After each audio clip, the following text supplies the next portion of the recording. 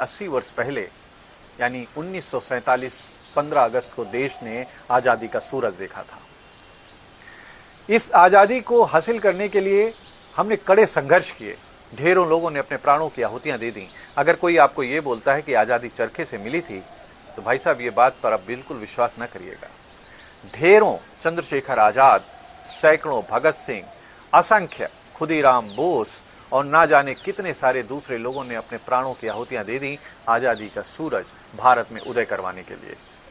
सुभाष चंद्र बोस ने आज़ाद हिंद फौज का गठन करके अंग्रेजी राज्य की चूलें हिला दी।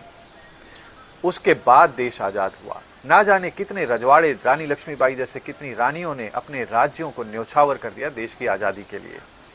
और ऐसा नहीं है कि हम केवल 200 वर्ष तक अंग्रेजों के ही गुलाम रहे।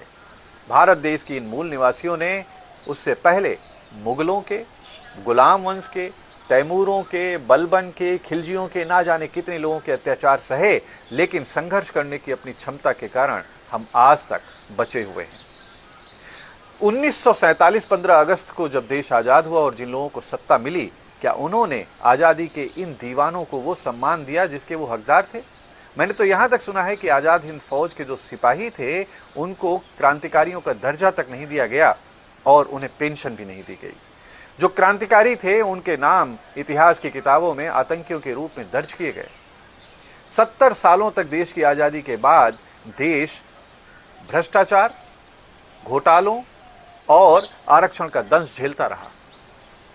साथ ही साथ देश का एक बड़ा भूभाग, चाहे वो अक्साई चीन हो या कश्मीर का एक हिस्सा हो, वो आज भी गुलाम है।